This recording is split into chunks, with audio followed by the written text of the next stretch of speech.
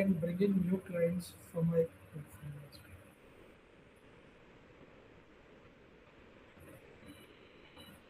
Pre-sales and post-sales team, let it be our underwriting teams, which is a very important part of insurance. And mostly we have to solve their problems within a maximum of 3 days. So all that goes through me for the entire portfolio that I handle. It's a very communication intensive role. You need to communicate a lot with lot of the stakeholders, including maybe senior leadership at some points, uh, of both the client and internally. But it's very fulfilling when you see some of the problems getting solved on a day-to-day basis for not only the clients but their customers as well. Actually. So when coming to the consulting part that you said, the particular word, what was that? I act as a delivery consultant. So when we combine the strategy or consulting with trust, can you share a specific time when a relationship was at risk, perhaps a difficult claim, like something like, would you like to share? Sure. So, you know, each partner, each client has a specific pulse that we try and identify, and each pulse is different for each partner. So, for example, if one of the partners says, you do whatever you want with the pricing, but my claims needs to be settled within 3 days. So we have to run background work if we have to settle all claims within 3 days. So that's a very high-end, highly intensive work, because Mhm. some days maybe some tech issue happens and we're not able to settle the claim in 3 days. So you are the front-end person who needs to handle both the client. So first off, you need to understand what is happening back end. Then only can you handle the client upfront. So your main aim is to deliver whatever the client asks for first. Because as you guys know, always customer is always right. Customer is the king. Yes. Okay, so Go Digit talks a lot about uncomplicating things. So, in your own words, what is the biggest complication in the insurance world that you are trying to solve as a relationship manager? One of the most complicated things in insurance is understanding by the customer. So let's say in India, only around 3% to 4% of the GDP is comes under insurance. So we calculate insurance penetration according to the GDP of India. So how will you include the rest of the people into the insurance industry? Because as you all know, insurance is about safety at the end of the day, and not losing your money on some emergencies as well. So how will you include them is a very important task. So what we do specifically is we do something called insurance awareness. So with all our partners, all our clients, uh, the amount of people who visit lending or any, the amount of people who visit our clients compared to our websites is huge. So we run insurance awareness programs across our partners' websites. So that way we have more insurance penetration. I feel that is a big complex thing. The other part is uh, nobody reads an insurance document, to be honest. You have 30 pages of wordings. So, as our motto says, we make it quite simple. So, we run a test on a yearly basis with kids who are given this 30-page documents, and the wordings are made quite understandable to those. Wordings are made in such a way that it is quite understandable to those kids, and we ensure that we pass that test on a yearly basis. So that way we make it simple for people to understand insurance as well. So, can we please know the key goals of your team for this year and also how do you handle the underperformance? I'm sorry, I couldn't key goals of your team for this year, and also how do you handle underperformance? How do I handle underperformance? That's a good question. So, underperformance, I mean, I can tell you one thing in GoDigit, people are quite strong at what they do. They're hired because they're quite technically good. There's no underperformance as such, but what I would say is there is a lack of um, adherence to timing, if I may, adherence to completing the goals on time is what I would say as underperformance. So the main thing there is what is required, in my understanding, is a gentler push. So if you see most of the employees in GoDigit are either Gen Z or like below 30. Most probably everybody is below 30. So, a face to face talk with them saying, this is quite important, this is quite urgent. If not, things will get escalated in a very bad manner. It will put you in trouble. It will put me in trouble. So mostly that conversation helps a lot with underperformance because then you get things done. Uh, the second thing about the goals, this year's goals basically are we have, as a relationship manager, we have sales targets to meet. As a delivery consultant, I have to have a specific TAT year around for different partners. So we have something called SLAs that we adhere to. SLAs are basically service level agreements. So each partner we have service level agreements which we then adhere to. And so my main aim as a delivery consultant would be to make sure my team adheres to that year in year out, or whenever needed, improve that service level agreement on a partner level basis. Okay, so we are basically strategy and consulting students. So can I please know how does your role contribute in larger strategy of the company growth? Okay, so uh, basically, what we do as relationship management helps us understand where the whole industry is going forward. So, our clients are basically lending institutions. As I told you, I work in a very niche department called credit life. So, whoever takes out loans, we cover their lives as a part of insurance. This helps banks and lending institutions reduce their NPAs and helps us also in covering the customers. So now it helps us gauge where the lending industry as a whole is going to, and therefore we get to know whom to pitch to.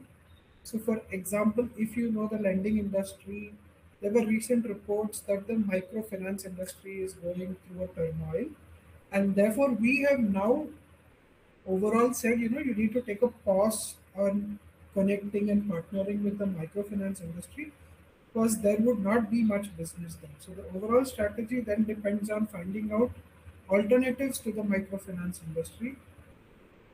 Apart from like you go on to the banks, you go on to other NBFCs and so on to partner with. But your overall strategy helps when you know what is going on in your client's industry.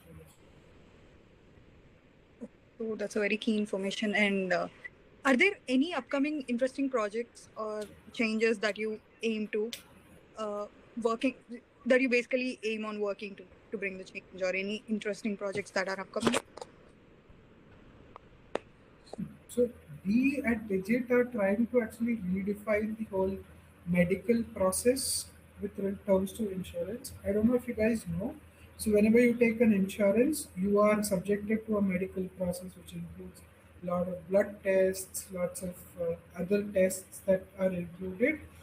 It takes a whole of I think 2 days for those medical processes to get completed, and it's a burden on the customer as well. So we are actually trying to do some tweaks there, and change the overall medical process. Unfortunately, that's all I can tell you. Once it comes into the market, I probably can explain you a bit more about it. And we have a very general question. So we are basically freshers and we are new to the corporate world and we aim to work in KPMG as consultants. So the main doubt is, how is performance measured? And I mean, there are few things that we perform very well, and there are few things that we might lag, and our peers, we have this peer pressure that is coming up, and also, we have our colleagues. Obviously, the competition is high. So even after getting the job, or even after getting into the place that we always aimed of working to, how do we handle the pressure, and how is our performance measured? And of course, the deadline also. How Yeah. to handle the deadline with all the pressure that is created around. So, there's this very uh, good framework that my manager has inculcated in my whole team. It's basically you find out what's burning, what's urgent, what's burning but what's not urgent, what's very urgent but it's not burning, but what's not urgent and not burning. So you then classify all tasks into these four columns, which helps you finalize what task to do first so that you are not in trouble, what tasks to do last so that you have ample time to complete those tasks. So that way, you can even track your performance as to how many tasks you are completing on a day-to-day basis. What mainly I would say two key skills that you need to inculcate. One is to listen. Listen what everybody is doing. Listen and observe. So I can give you a beautiful example. So my first meeting with a client was with my manager. So my first thing was to observe what is being spoken, what is not being spoken, which is very important, and what is being done. So you need to know what is not being spoken first and what is the reason for it not being spoken. Because certain things might trigger the client into putting some actionables onto us, which might not be necessary at that point of time. So these two things, listen and observe, and the second part is to learn constantly. You may be at one level when you join, but you have to ensure that you learn to go to the next level immediately. Otherwise, you may end up stuck at that point. So, what is success as a relationship manager? I mean, what is success for you as a relationship? So, a very good question. So, success, I mean, you have all your metrics, you have all your targets that you meet, and so on and so forth. But, at the end of the day, when a customer comes into Digit and says, you have helped me with your insurance and my loans or my debt has been cleared because of your claim, that gives more uh, sort of satisfaction to me than how much of a targets I meet. Because at the end of the day, why are we doing this? Is to ensure that people are safe. Yes, it's for profit for my company, but still, at a customer centric level, when you think about it, that gives me more satisfaction. And I consider that as more successful than all the targets that I meet.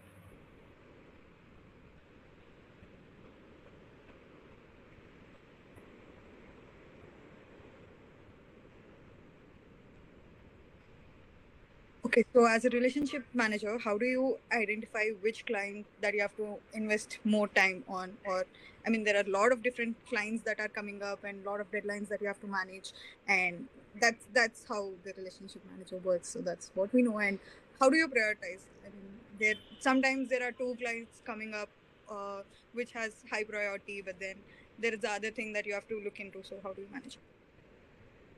So for me, my team helps me a lot in all these aspects. I have two people working alongside me as well. But my main criteria is again, it comes to the same framework as to what is burning and when. So, for example, I could give you one of our clients has a monthly audit of their books. So, that client requires a month-end reconciliation every month. So it's a very systematic process of reconciling what and all has been paid, what are the dues, and so on and so forth. So in that aspect, I see that that client needs to be prioritized. The other client, he may have an audit, but he doesn't he doesn't have to prioritize the same because it's a, let's say, a quarterly process. So I can put that on a back burner, but the monthly audit client has to be catered to first, because otherwise he will be in trouble. So we have a motto as to not put our clients in trouble, because if we put our clients in trouble, then we ultimately end up in trouble in one way or another. So that's how we handle it. So it is like Yeah. sorry. It's like which client is burning more or which client is burning less. Yes, you need to gauge it through talking with them as well. So, if suppose I say I want contact with all my clients at least once on a daily basis. So, morning you give them a call, you say everything's fine, everything's running good. Yeah, but this is a problem. And then informally I ask him, so how much time can I take for this problem to get solved? He probably says a week, let's say 2 days or up to a week. So, okay, so that's a bit not urgent, but still have to do it on time. So that way the communication with the client's team also helps you. Okay, so GoDigit is a cloud native tech first company, and we hear a lot about generative AI. So, as a relationship manager, how is generative AI actually showing up in your daily workflow? So most of our systems are AI enabled. We have regular training on Copilot, which is what has been integrated into our systems. Probably monthly once we get some sort of training with Copilot, and all our backend systems are actually enabled with AI, including let's say claims as well. So we have a AI bot that reads documents to check if the documents are correct or not, if whatever that has been submitted for the claims has been verified or not, and then only does it ever go through human intervention, if at all. So our company is very tech savvy, and mm, it's only the relationship management side of it which requires more of human interactions. Otherwise, I guess all of them can do remote work and work from home most of the time, because it's all AI enabled, including policy issuance for that matter as well. So the whole So, policy is issuance. generative I'm Yeah, sorry. so I'm asking ki, is generative AI making your life easier by handling the paperwork, or it's actually giving you deeper insights that like it's helping you with the clients? Is it helping you with the clients? It helps you with the clients sometimes, to be honest. Not every time. Sometimes on an urgent basis when we need a quick fire solution to pitch or to say, no, we have these solutions, we just put it in the air and get some sort of solutions for it. Uh, Apart from that, on a day-to-day basis, obviously AI is helping on a day-to-day basis, but in this role, it is quite less. The exposure to this role for AI is quite less. Okay, so these were the questions that we prepared in order to have some interaction with you. Apart from these, I would like to have a normal interaction with you, like Definitely. off What the book.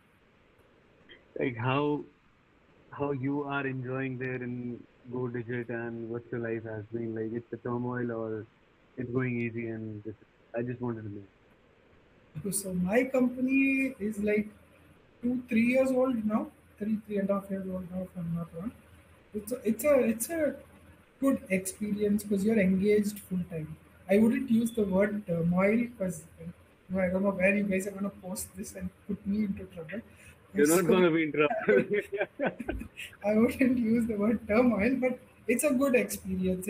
It's very good learning experience as to how the whole insure tech industry works. And moreover, since I'm in a role which is a client facing role, I'm also able to understand and learn about the client's industry as well. So it's like shooting two birds with one bullet sort of a situation. Very fast paced, very level. So you have no sirs and ma'ams and all. You go even call your CEO by name, call your senior management by name. Um, since we are quite new to the industry, we are trying to grow very fast. So that pressure always exists, and you have to bring in some sort of revenue on a yearly basis, and what they expect is quite natural, I would say, for an insurance industry as well. Okay, so there's this very general question because your company is tech savvy. So generally, companies have this taboo, or it is known that men tend to handle more tech savvy things rather than women. So, so do Good you also question, feel, but it's or is your perception a little different? How do you no, define? I mean, my perception is very different about it because I don't see it that way. I guess even women do very well with tech.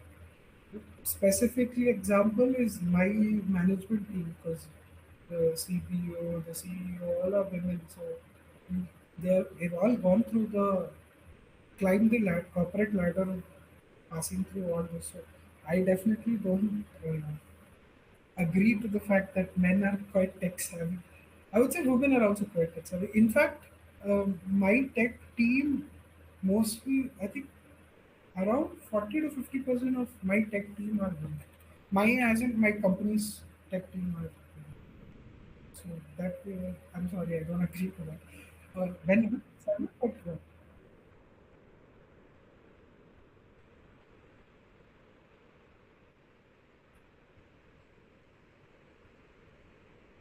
what do I like most about working as a professional?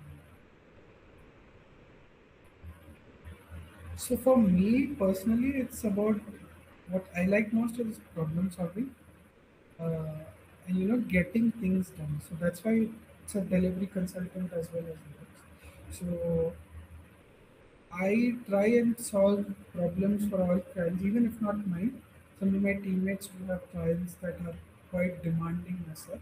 So I take care of their backend stuff as well. So problem solving is what I feel I like.